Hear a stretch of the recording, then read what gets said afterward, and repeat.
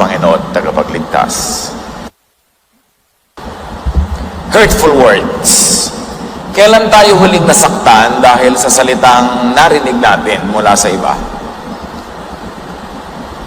Kailan tayo nakasakit ng iba dahil sa mga pinagsasasabi ng ating dila? On hearing hurtful words, and especially about you, first examine hurtful words for truth. Pag may narinig tayong masakit na salita laban sa atin, suriin muna natin kung totoo. Kasi kung minsan hindi naman totoo, dapat hindi ka nalang masaktan. Marami namang sinasabi talaga ang mga tao, pero yung mga hindi totoo, huwag mo nang iindahin. At yung totoo, pwede natin yung kapulutan ng aral. Jesus was unaffected by being called Beelzebub o prinsipe ng mga demonyo. Sa kabila ng paggawa niya ng maraming kabutihan, binabansagan pa siya ng sari-saring mga pangalan. Matthew 12:24, when the Pharisees heard this, they said, "He forces out demons by the power of Beelzebub, the ruler of demons." Nagpapalaya siya ng mga may karamdaman, mga inaalihan ng masasamang espiritu, nagpapagaling. At sabi ng mga religious leaders, nagpapalayo siya ng demonyo kasi siya ang prinsipe ng mga demonyo. Pero hindi hinayaan ni Jesus ang mga ganong salita para mapigilan siya sa paggawa ng mabuti. At dito, yung pinakamasakit na salita, hindi galing sa mga mangmang, hindi galing sa mga kriminal, galing sa mga religious leaders. And in truth, the tongues and words of some religious people could be most hurting. Bantayan natin ang ating mga sarili. Kung minsan may laalaman lang tayong konting verse sa Biblia, may natutunang konti, sobra na tayong manghusga ng kapwa, sobra na tayong mausig, sobra na tayong manakit ng kapwa at magsalita ng masasakit dahil lang sa tingin natin ay alam natin ang salita ng Diyos. Mas malupit ang dila ng mga relihiyoso kaysa sa mga hindi relihiyoso pag ang mga relihiyosong ito ay hindi nagbantay ng sarili. Pag tayo nakakarinig ng sari-saring sinasabi ng iba tungkol sa atin, lalo ngayon ang dali-daling magkalat ng sasabihin dahil sa text, dahil sa social media, suriin muna ang sinasabi nila. Galing lang ba sa emosyon o sa reason o sa ignorance ang sinasabi nila? May mga tao may sasabihin napakasakit laban sa atin dahil lang bigla silang nasaktan, bugso ng damdamin, o may nakarating sa kanilang mga bali-balita na maaring mali naman. Huwag nating patulan ng mga ganon. Huwag tayong masyadong magpa-apekto sa sinasabi ng tao na nagmumula sa kanyang emosyon. Ang pakinggan natin, kung nagsasalita ang tao galing sa kanyang katwiran. Ang sinasabi man niya ay masarap pakinggan o hindi, masakit man o hindi masakit, pero kung galing sa tahimik na loob, matalinong panunuri, payapa at kalmadong emosyon, mas dapat pakinggan yun. Yung mga galit, huwag patulan. Marami tayo din, tayo sa mismo, maraming nasasabing masakit at mali pag tayo galit. Kaya pag merong mga sinabing iba laban sa atin dahil lang galit sila, huwag natin masyadong dibdibin. Pati yung galit nila, humuhupa din yun. At tulad natin, nagsisisi rin sila kumisan kung ba't nila sinabi ang mga sinabi nila. Hindi naman ko mo sinabi kahapon, last week, last month, last year, yun pa rin ang laman ng puso ngayon. Pwedeng maiba ang laman ng puso. At yan ang problema sa sinasabi, binibitawang salita. Matagal ka nang nakapaghunos dili, nakapagbagong loob, matagal ka nang nagsisi, pero hindi mo pa rin nababawi yung sinabi mo nung nagdilimang yung paningin, nung nanaig ang yung galit. Kaya dapat kinokontrol talaga ang sinasabi. Salitang galing sa galit, hindi ka nagalit, pero nandun pa rin yung salita, nakaukit sa bato, nakasulat sa ulap, hindi nalilimot ng tao. So pag nagsasalita ang iba na masakit laban sa atin, gawin mong parang salamin. Manalamin ka, make good use of their words, and learn even from hurtful words. maaari tayong matuto kahit mula sa masasakit na salitang nadidinig natin laban sa atin. Kasi madalas, ang katotohanan tungkol sa ating sarili, lalo yung di kagandahang katotohanan, sa bibig ng mga kaaway natin madirinig, hindi sa ating mga kaibigan.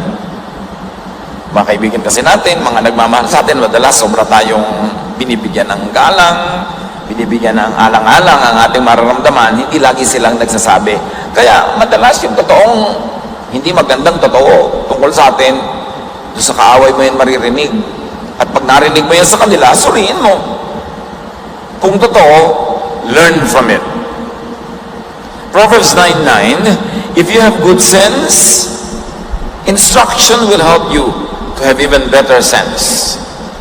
And if you live right, like learn from what you hear, education will help you to know even more.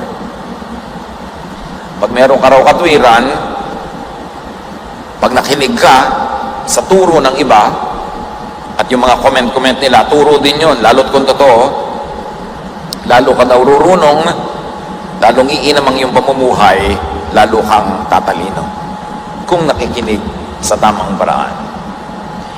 And when you hear hurtful words and the words are true, improve. In that case, may mabuti kang napakinabang mula sa iyong narinig. Work at self-improvement more than at self-defense and more at retaliation. Nakakapagod gumante. Nakakapagod. Lagi na lang ipaliwanag ang ating panig. So yung pagod na yun, gamitin mo na lang sa pag-improve ng sarili para magkaroon ng magandang bunga ang pagod na yun. And when you hear even hurtful words, but true, be thankful. Dahil paalala rin yun sa atin. Proverbs 25:12, listening to good advice is worth much more than jewelry made of gold. Ang nakikinig sa magandang payo ay higit pa sa pagkakaroon ng mga hiyas, mga mamahaling hiyas tulad ng ginto. At yung good advice sometimes can come in the form of gossip or criticism about us.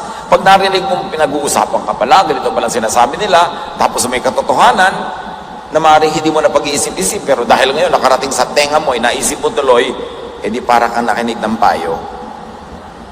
Bawat bato na ipinupukol sa iyo ay pwede mong ipunin para gawin mong building, monumento, ano man yun, may iipon para makabuti sa atin. Now, how about hearing hurtful words about others? May darating sa iyo, bubulong, may sasabihin siyang nakakasakit sa iba. Masakit para sa iba. Magte-text siya, mag-i-email, magpapadala ng message sa iyo, na tungkol sa iba, na kung maririnig nung iba na yon ay masasaktan sila, anong dapat nating gawin tungkol doon? Una, tanggapin natin na maraming taong ganon. Tinutukoy sila sa Biblia. 1 Timothy 5:13, besides, they will get into the habit of going from house to house. Next, they will start gossiping and become busybodies, talking about things that are none of their business. Meron daw mga hindi makadiyos na tao na magpapalipat-lipat mula bahay dito kahit kani-kaninong bahay ang aakyatin nila, may dala-dala silang balita, at pagbaba nila meron silang baon-baon na balita mula sa bahay na yon. At ngayon hindi na kailangan magpunta sa bahay-bahay. Ang dali-dali mag-text, ang dali-dali mag-forward, ang dali-dali mag-share, ang dali-dali mag-like, ang dali-daling makialam sa usapan ng may usapan, mag-comment. Dumali lalo itong masamang gawain na ito. Bagamat pwedeng gamitin yung media, yung technology, sa mabuting gawain. Pero nung paman, ano paman ang paraan, pareho lang ang tao. Mahilig magdaldalan, mahilig magchismisan, mahilig mag-usap ng mga kasiraan ng kapwa.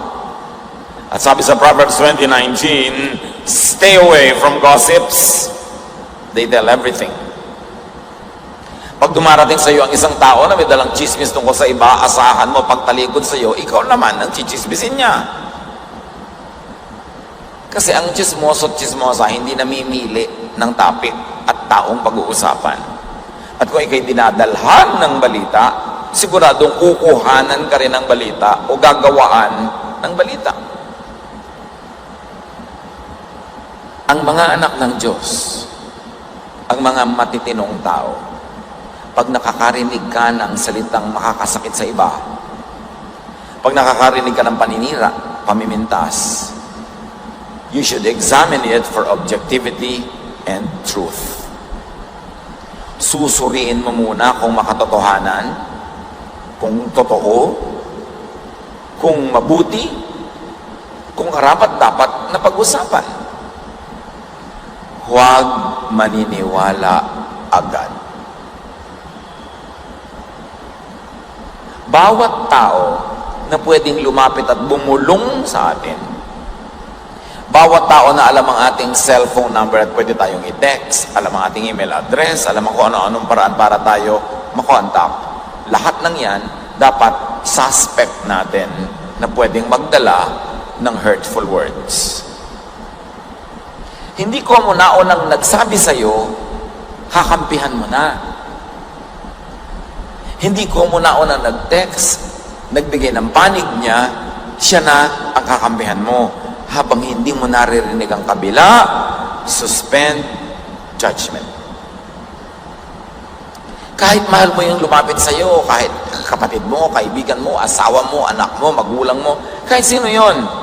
May isusumbong yon, natural pag nagsumbong siya, siya ang bida. Natural yung kalaban niya ang kontrabida. Meron ka na bang narinig na nagbalitang, alam mo, nakipag-away ako kasi ang sama-sama ko eh. Kasi walang hiya ako eh. Kasi bastos ako eh. Siyempre laging iba ang masama. Iba ang bastos, iba ang walang hiya. Huwag kayong naniniwala agad. Suspend judgment until you hear the other side. Eh, ang tendency pa naman natin, pag nanay natin, anak natin, asawa natin, kaibigan natin na nagsalita, kampi tayo agad. Hindi ganun ang mga anak ng Diyos. Because God is truth. And the truth has at least two sides. Bihira naman yung one-sided truth. Kaya pag may nagkukwento, nagchichismis, naninira, huwag kayo agad padala. Suriin. Si Pablo nga nagtuturo siya doon sa mga taga-Berea. Hindi ko mo sinabi niya, pininiwalaan. Sinusuri pa galing sa Bible kung talagang angkop sa sinasabi ng Bible at sinasabi ni Pablo. Acts 17:11, the people in Berea gladly accepted the message. Day after day, they studied the scriptures to see if these things were true. Sinusuri nila. Hindi sila agad-agad naniniwala. So do not be swayed by the first words that reach your ears, no matter whose voice gets to you first. Wait till you hear the other side, the other version first. So nagsusumbong sa iyong asawa mo, isinusumbong yung kapatid mo, suspend judgment. Nagsusumbong sa iyong kapatid mo, isinusumbong yung asawa mo, don't judge yet. Nagsusumbong ang nanay mo against your wife, nagsusumbong yung husband mo against your tatay, don't judge yet.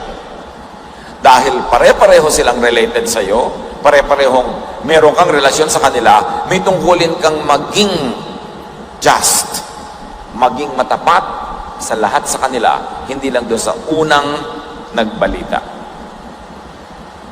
Examine for objectivity and truth, and examine for motives. Bakit nagbabalita sa akin ang aking asawa? Bakit nagbabalita ang aking kapatid, ang aking nanay, ang aking anak? Pinapakampin niya ako sa kanya para isama niya ako sa kanyang gyera laban sa kung sino man. Bihira ang balitang dumarating sa atin. Madalas, propaganda. Kahit sa news, ang tinatawag, bihira yung balita. Yung gusto lang sabihin sa inyo kung ano nangyari. Madalas, meron silang gustong maging bunga, at ang bunga niyon ay gusto nilang kontrolin ang ating utak para mapakampi tayo sa gusto nilang pakampihan, mapagalit tayo sa gusto nilang magalit tayo. Madalas ganun. So pag may nagsasabi, nagsusumbong, tatanong ko sa sarili mo, anong motive niya? May kaaway siya, gusto niya ako ma-recruit, nakakampi. Pero yes, asawa ko siya, pero inaaway niya nanay ko. O nanay ko siya, pero inaaway niya asawa ko. Ano ang tungkulin ko bilang isang matinong tao? Kakampi lang ako? O kailangang suriin ko kung ano ang katotohanan? Ang salita kasing lumalabas sa ating bibig, galing sa puso. Kaya pag galit ka na sa isang tao, ang liit-liit lang na bagay na ginawa niya, galit na galit ka na, pag nagsalita ka tungkol sa kanya, pagkasama-sama na niya agad. Kaya pag may nagsasalita, susuriin nyo, ano bang laman ng puso nito? Eh, ito namang taong to, lagi naman talaga galit sa manager namin. So, ito yung may sasabihin to, syempre, tungkol sa manager, yung nakakagalit. So, dapat sinasala natin ang nagdidinig. Matthew 15:11, the food that you put into your mouth does not make you unclean and unfit to worship God. Sabi ni Jesus, the bad words that come out of your mouth or the bad words that get into your ears are what make you unclean. Sabi ni Jesus, hindi ka na parurumin ang mga pagkain ipinapasok mo sa iyong bibig. Ang nagpaparumi sa iyo, mga salitang lumalabas sa iyong bibig dahil yun ay nanggagaling sa puso. At tayo'y napaparumi rin ng mga salitang bumapasok sa ating tainga. Huwag nating payagan na ang tainga natin ay gawing basurahan ng iba. Nagalit sila kay A, kakausapin niya tayo para magalit din tayo at sa pamamagitan ng ating tenga, dumumi na rin ang ating isip at ang ating puso nang hindi man lang natin sinusuri, nililitis ng tama yung taong nakasakdal. May judgment agad. It's very important. When people come to you with very negative words, bless them. Bless the speaker. Bless the griper, the critic, the gossiper, by not falling into their trap. Paano mo mabibless ang isang taong very negative? Kakampihan mo? E di lalo mo lang siyang itinulak maging negative? Galit na galit siya, papayagan mo, lalo kang manggagalit pa sa kanya, e di lalo mo siyang ibinulid sa masama. Dapat bibigyan mo siyang balance. Kung meron kang malasakit sa isang taong nagsasabi ng kung ano-anong negative sa iyo, sa iyong mahinahon na paraan, pahinahunin mo rin siya. Pakalmahin mo ang kanyang galit, at dahil meron kang access sa kanyang tenga, bigyan mo siya ng katwiran, sabihan mo ng maganda, ng mabuti, at sa isang paraang hindi nakakainis, maging abogado ka naman nung isinasakdal niya. Bo, sinasabi niya, nakakainis talaga tong taong ito, bla bla bla bla bla bla. Pwede mo rin masabing, alam mo, yung tao na yan, meron din niyang ginagawang mabuti sa atin, lalo sa iyo, ganito, ganon, ganon, para umupa ang kanyang galit. At para makita rin niya yung other side ng tao na ang tingin lang niya masama, pero may mabuti rin naman. No one is perfect, so no one can be perfectly wrong. No one can be perfectly evil, because even in that area, no one is perfect. So pag dumarating sa iyong galit na tao, pag umalis, payapa siya, yun ang blessing. Hindi yung kakampihan mo, lalo mong pasusulsulan, gagatungan para lalong magalit. Hindi blessing ang tawag doon. Pag may mga nagagalit, pahupain ang loob. Pag may mga nananakit, take away their power, their energy to hurt you. You know how you take away the power of people who want to do you wrong? Take away their anger. Ang taong galit, malakas. May lakas. Yung galit, nakakapagpalakas yan eh. So pag may galit sa'yo, lalo mong ginalit, edi pinalakas mo siya para lalo kanyang masaktan. Pag may nagagalit na sa'yo, maggagawa ka rin ng masama laban sa kanya, dinadagdagan mo ang galit niya. Ano to? Dinadagdagan mo ang lakas niya. Kasi ang taong galit, malakas. Paano mo magagapi ang taong galit? Tanggalin mo yung galit. Huwag mong suklian ng masama. And one notch higher, gawan mo ng mabuti. Ano ang magagawa laban sa iyo na isang taong nawala ang galit? Ang matalinong tao, hindi ginagalit yung galit na nga. Kasi gagamitin niya yung galit niya bilang lakas laban sa iyo. Take away their energy, take away their strength by taking away their anger. Kaya nang turo ni Jesus, Galit na galit sa iyo yung isang tao, forcing you to walk 1 mile, sabi niya, walk 2 miles. May namimilit na hingin yung jacket mo, ibigay mo rin pati kamiseta mo. May galit na galit sa'yo, ikaw talaga, ikaw talaga, ikaw talaga. Imbes ipagtanggol mo yung sarili mo, makipag-away ka rin, sabihin mo, ay pasensya ka na talagang mga ko. Tapos. Mali ka, oo nga mali ako. O ano pa sasabihin niya? Pag sinabi mo, ikaw, mali ka rin, mag-aaway kayo. Kung matalino ka, hindi ka manggagalit ng kapwa. Kasi ang galit na tao, makakagawa ng masama sa'yo.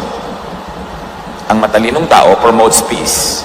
Kasi siya ang unang nakikinabang pag merong kapayapaan. Huwag patulan ng galit. Kahit masaktan mo siya, masasaktan ka rin niya. Pareho kayong talo. 1 Peter 3:9-10, don't be hateful and insult people just because they are hateful and insult you. Instead, treat everyone with kindness. You are God's chosen ones, and He will bless you. The scriptures say, do you really love life?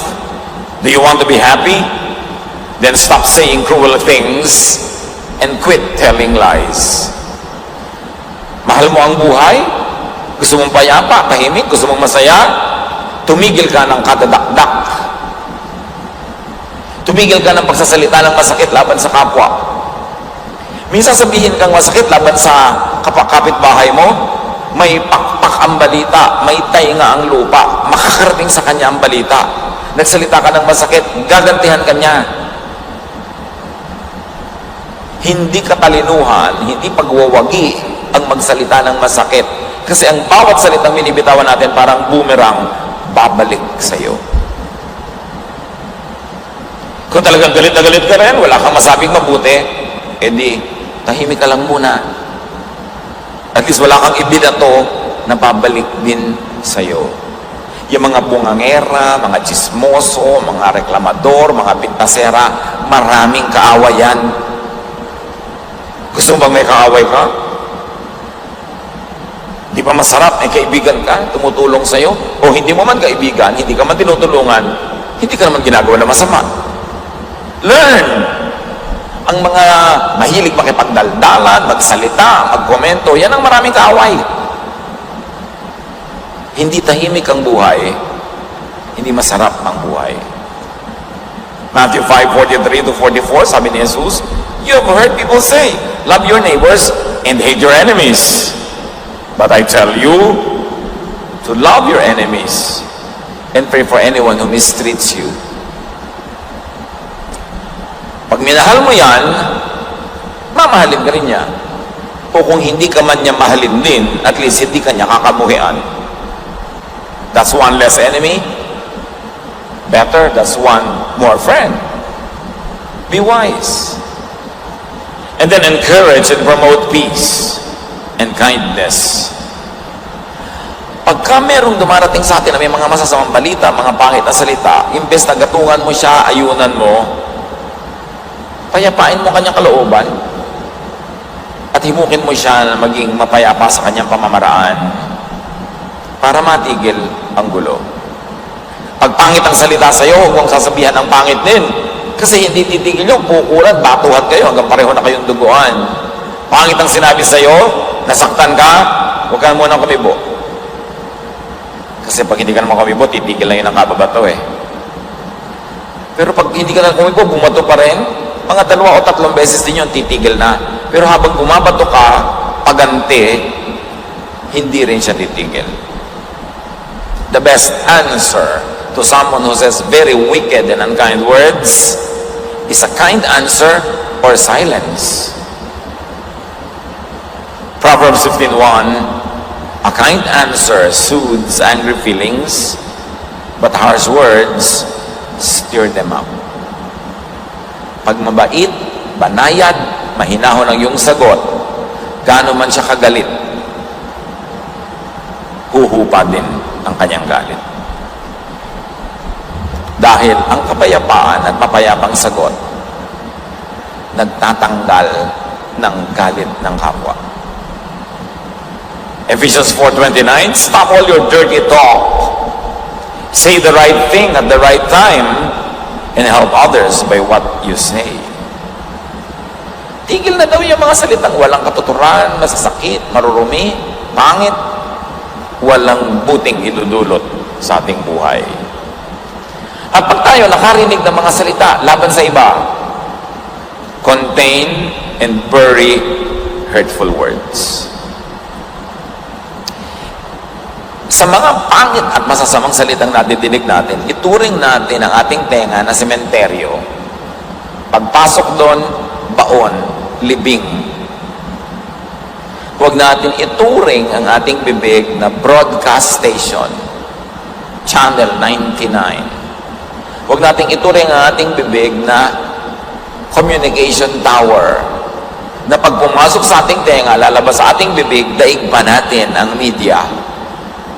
Dapat walang ganyanan. Listen, brothers and sisters. When you hear negative words about others, do not repeat or spread hurtful words. Pag narinig nyo na disente kayong tao, ibaon nyo na. Hindi yung, alam mo ba kung anong sabi niyan tungkol sa'yo? Naku ha, ikaw ay messenger from hell.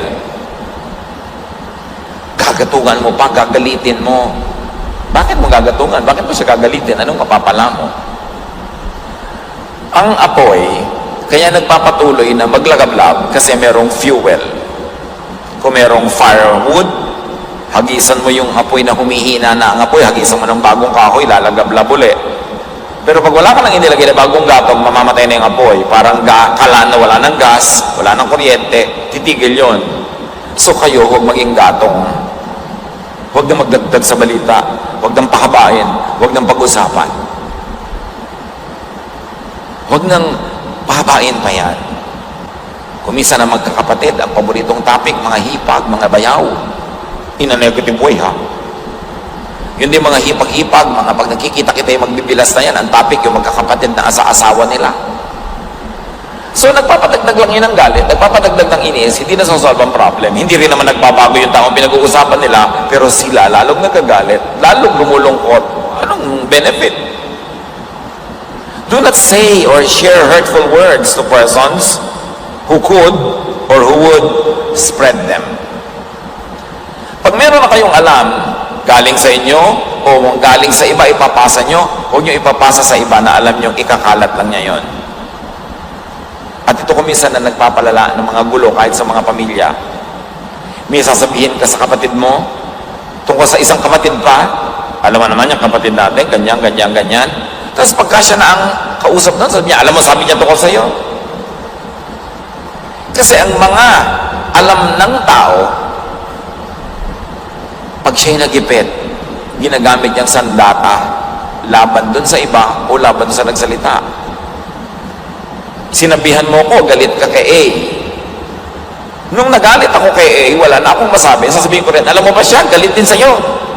Hindi lang ako. Idadamay niya ngayon yung iba na wala sa usapan. Alam mo ba, sabi niya tungkol sa'yo, wala ka daw kwentang tao, maramot ka daw, masama ka daw. Kasi wala na akong masabi, kukunin ko na yung sinabi ng iba na alam ko. Kaya huwag niyo ipinagtitiwala kung kani-kanino ang iniisip niyo tungkol sa iba. Kasi gagamitin nila yun pag nagipit. At kumisan gagamitin nila laban sa inyo mismo. Yung mga ipinagtapat nyo sa kanila, yung mga sinabi nyo sa kanila, oras na nais sila, nagalit sila, nagipit, gagamitin nila laban sa inyo. Ang matalinong tao, hindi daldal ng daldal tungkol sa iniisip niya. Kasi oras na ipinagtiwala mo ang iniisip mo sa iba, pwede nilang gamitin para sa kanilang sariling kapakinabangan. To prove lang nila na talagang tama sila, mali yung kausap nila, isasangkot ka sa usapan. Eh si ano nga, sabi, mali ka rin eh. Dalawa na kami nagsasabing mali ka. Wala ka kamalay-malay yung sinabi mo in confidence, yung ipinagtiwala mo, gagamitin niya behind your back para lang palakasin ang kanyang offense or defense. At yan ang nakaka-frustrate ko minsan. Taong pinagtitiwalaan mo, may sinabi ka, bilang malalaman mo, alam na ng iba. Kanino pa nanggaling? Hindi sa kanya. Importante na pag may nadidinig tayo, Hanggat di tayo binibigyan ng permiso nung nagsabi sa atin, hindi natin uulitin sa iba. May lumapit sa'yo, alam mo nakakainis itong si person B. Sabi mo, oo nga eh. Sabi nga ni person A, nakakainis siya si person B. Sinabi sa akin ni person A. May permiso ka ba ni person A na sabihin yun? Wala. So yun ang isang uri ng betrayal. Whatever is shared in confidence, whatever is shared in private, you are not at liberty to share with others, to repeat to others. Especially if the people concerned who told you anything are people of important position, people of important social position, dapat ang sinasabi, pinagtitiwala nila sa inyo, private. Do not betray the trust. Proverbs 21:23, watching what you say can save you and others a lot of trouble.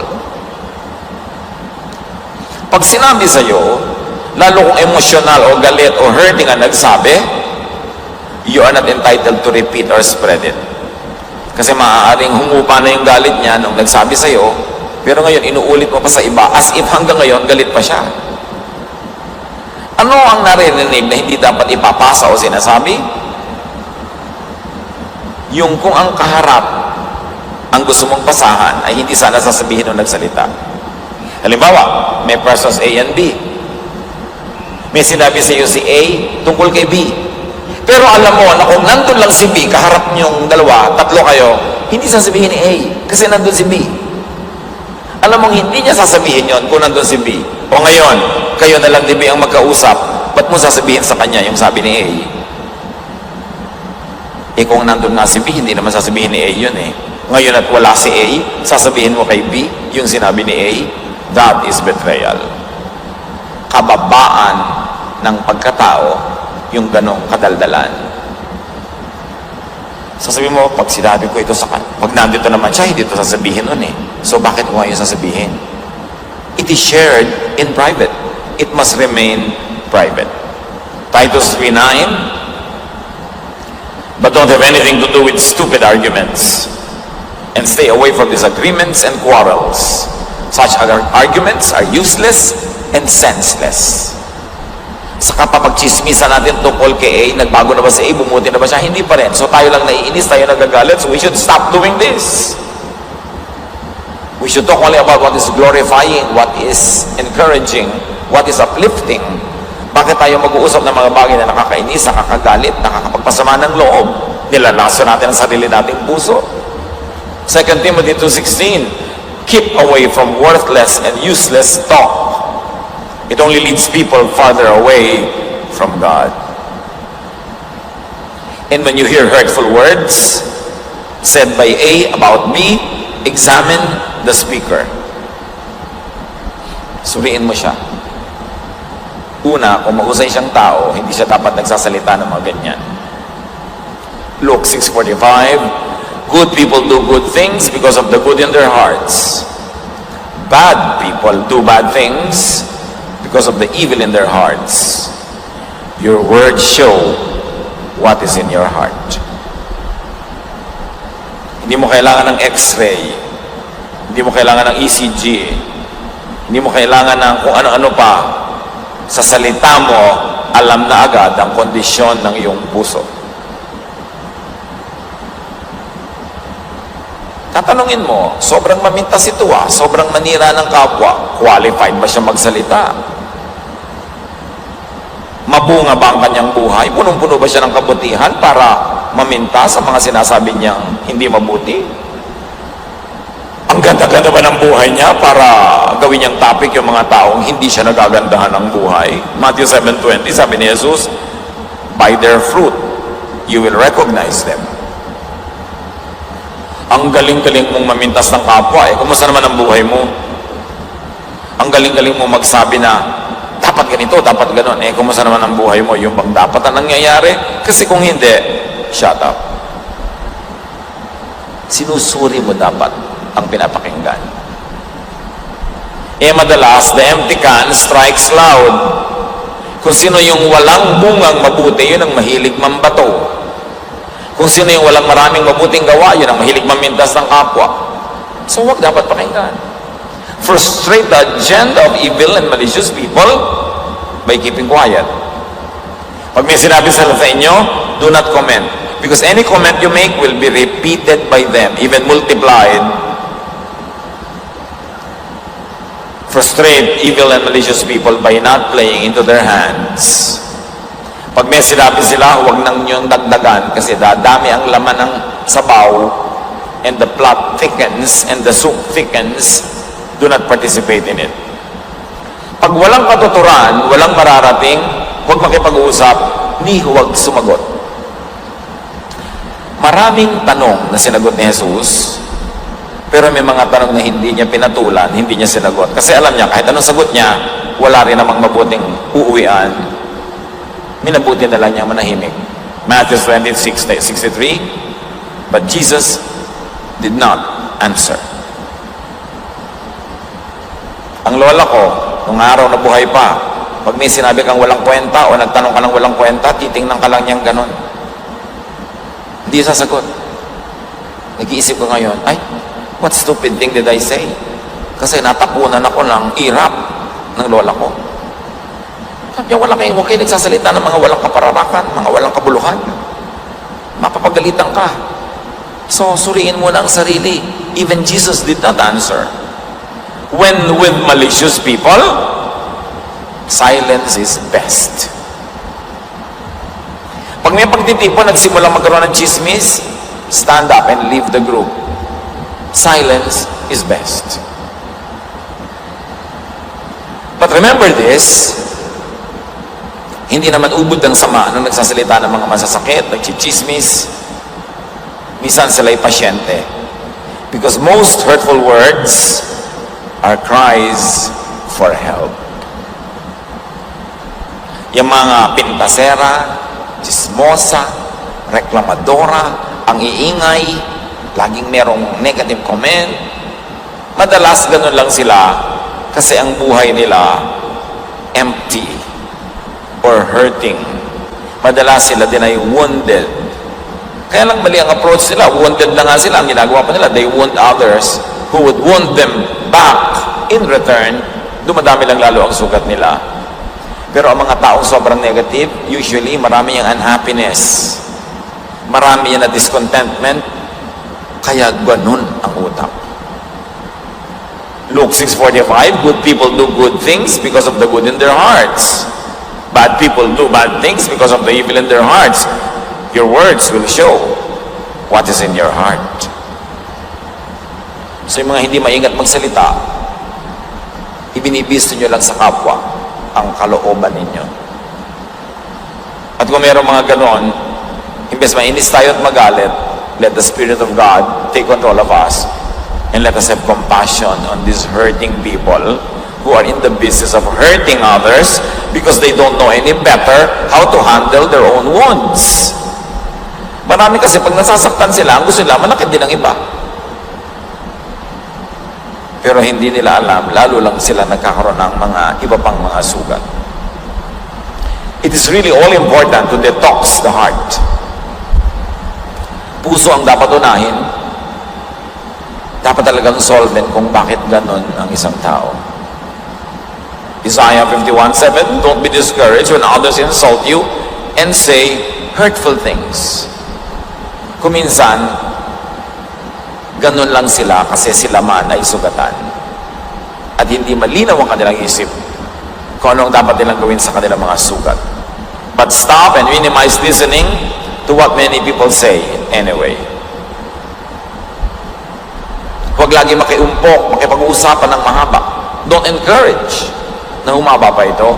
Proverbs 14:7, stay away from fools or you won't learn a thing. Dapat pag may kausap ka, 2 minutes, 3 minutes, 5 minutes, 10, 15, 20, whatever, paghihiwalay nyo, you're edified. May natutunan ka, mas bumuti ang iyong pagkatao, gumanda ang pananaw mo sa mundo, may nalaman ka impormasyon, dapat gano'n ang kausap. Pag hindi nangyayari yon, you are wasting your time. Piliin ang konting taong pahahalagahan ang salita. Meron magsusumbong sa'yo, uy, sabi ni ganito, ganun ka daw. Sino ba yon? Okay. okay, wala namang kwenta yun sa akin, so hayaan mo siya. Ano naman ang accomplishment nung nagsasabi? Ano naman nagawa niya sa buhay? Ano naman ang napatunayan niya? Wala. Wala pala. Ba't mo papahalagahan ang salita niya? Yung salita ng walang kwentang tao ay walang timbang at bigat. It must not be allowed to carry weight. At saka syempre, ang mga tao maraming sasabihin yan. Kuminsan naman ang sinasabi nila, sincere. Meron namang wala lang masabi. Magsasalita pa ng negative. Hindi naman galing sa puso. O kaya, ang dami sinasabi, pero mangmang kasi, kaya niya sinasabi yon. So, hindi lahat ng sinasabi ng tao pinapahalagahan. Ecclesiastes 7:21, don't listen to everything that everyone says, or you might hear your servant cursing you. Pagka ba nag-uusap ang ating mga empleyado, ang ating mga katulong, naku, pinupuri kaya tayo, pinagpipiyastahan.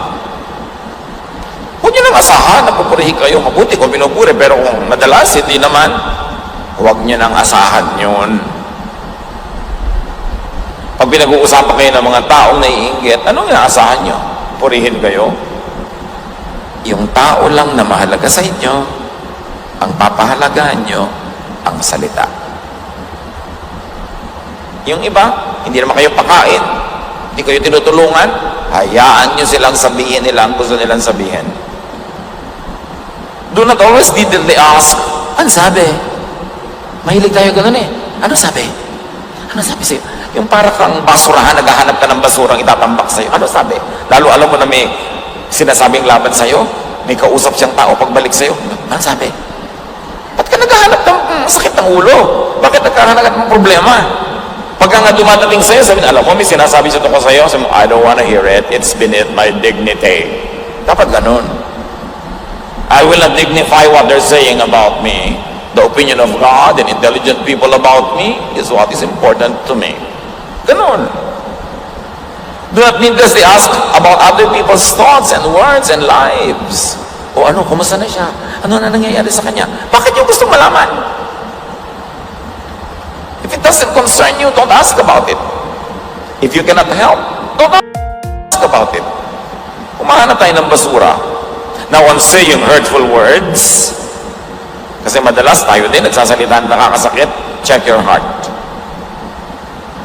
Check your motives. Jeremiah 17:9, the heart is deceitful above all things and beyond cure. Madalas din tayo, pag may sinasabi, meron tayong hidden agenda, hindi lang natin gusto mag-inform, gusto natin mag-influence.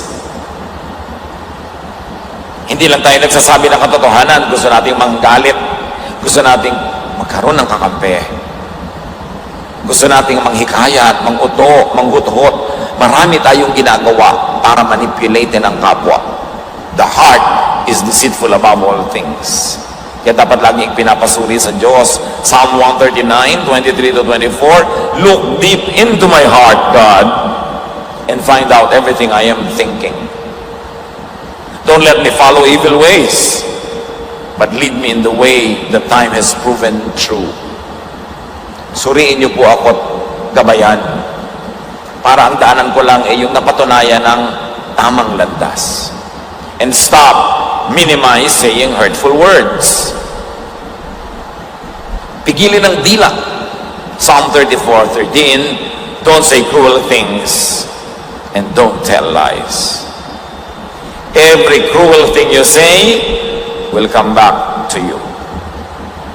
Pag tayo may sinasabi, mapakampi lang natin yung kausap natin, half-truth lang ang sasabihin natin. But a half-truth is also a half-lie. Pag kalahati lang na totoo ang sinabi mo, it means yung kalahating hindi totoo, hindi mo sinabi. Or hindi mo sinabi ang kalahating dapat ding sabihin. Kaya nga pag nanunumpa ka sa huwes, I swear to say the truth, nothing but the truth, the whole truth, all truth. Hindi ka half-truth lang. Matthew 12:36, sabi ni Jesus, I promise you that on the day of judgment, everyone will have to account for every careless word they have spoken. At kung tayo ay may mga nasaktan Satanas sa ating dila. Make it up to people you have hurt. Say sorry. Pay. Restitute.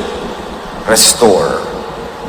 James 5:16, if you have sinned, you should tell each other what you have done. Then you can pray for the one another and be healed. Remember, you have sinned, you will tell the offended person what you have done. Hindi yung, she had sinned, I will tell others about her sin. Hindi ganun. I tell only about my sin to the person I have offended. I am not in the business of talking about the sins of other people. Yun ang ayaw na ayaw ni Jesus.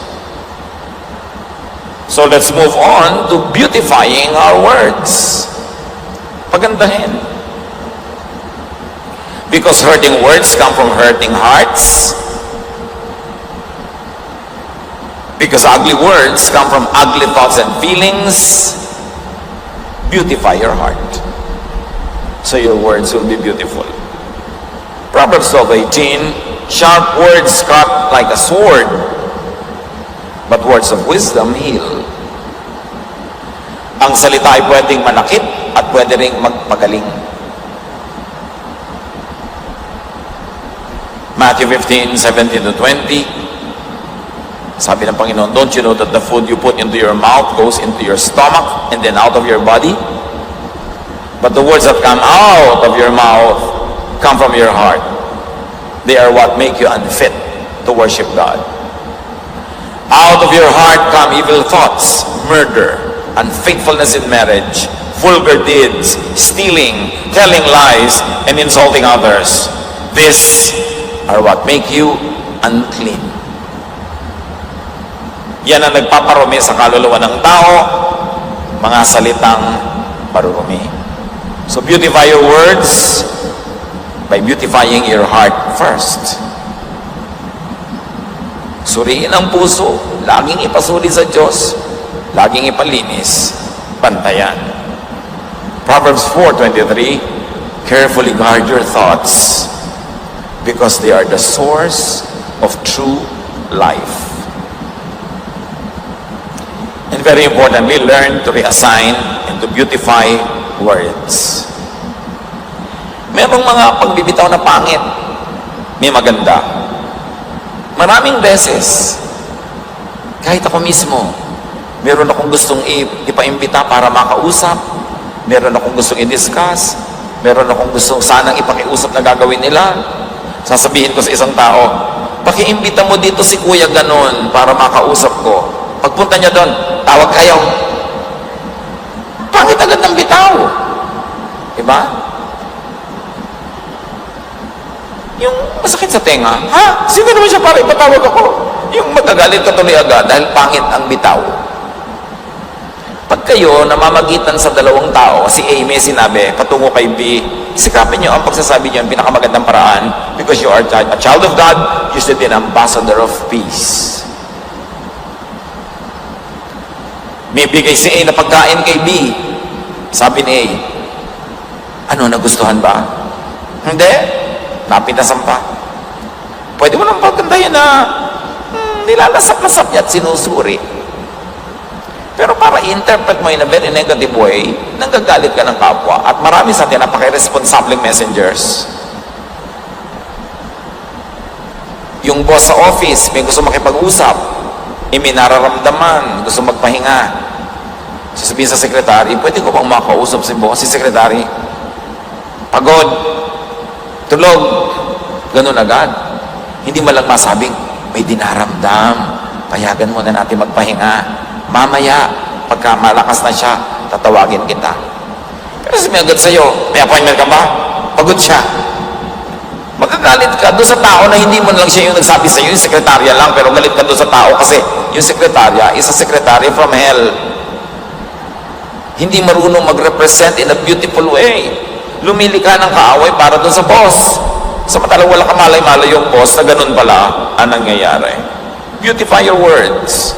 Si Jesus nga John 11:11-13. Our friend Lazarus is asleep and I'm going to wake him up. They replied, Lord, if he is asleep, he will get better. But Jesus really meant that Lazarus was dead. But they thought he was talking only about sleep. Si Jesus man, nagpapaganda ng salita. Hindi niya sabing, si Lazarus, patay na. Sabi niya, natutulog. Tayo kung minsan, may namatay na kamag-anak. Text ka agad doon sa anak, patay na nanay mo. Ano ba naman klaseng balita yan? Diba? Naku, yung palang kapatid nyo, na-stroke. At ang pagsasabi pa, na-stroke. Pati yung pagsasabi, nakaka-stroke eh. Ibang, gandahan yung pagsasalita. Yung tatay namin namatay, long ago, isa-isa ko tinawagan ng mga kapatid ko. I had the unpleasant task, the sad mission to tell my mga kapatid. So yung isa, tinawagan ko sa office. Sabi ko, okay ka ba? Oo, bakit? Relax ka ba dyan? Oo, maupo ka muna. Kasi panlambot ang balita ko. Ano yun? Ganon. Tsaka mo sasabihin. Hindi yung pagsabihin, alam mo si Daddy, patay na. Ang bihira naman nakakamatay din ang pagsasabi mo. Don't sensationalize. May mission tayo to be agents of peace, to be agents of comfort. Pagandahin ang salita. At pag nakakarinig kayo ng pangit na presentation tungkol sa ibang tao, huwag kayo maniwala agad. Huwag nyo isipin agad, masama yung boss dito, masama yung tao. Isipin niya lang, baka hindi siya marunong mag-represent. Don't judge immediately. James 1:16, if you think you are being religious but can control your tongue, you are fooling yourself, and everything you do is useless. Ang tunay na pagiging maka-Diyos, unang-unang na ipapahiwatig sa pagpili ng salita. Kaya kahit dito sa atin sa day by day, hindi natin ginagamit yung word na namatay. We say, gumraduate. Pag nag-text siya, gumraduate na pala si ate, ganon. Mananampalataya is a graduation, is a promotion, really. Although painful, although nakakamiss, pero it's really a graduation. So you don't say, patay na pala si ganon. Sakit sa tenga. Pinipili natin.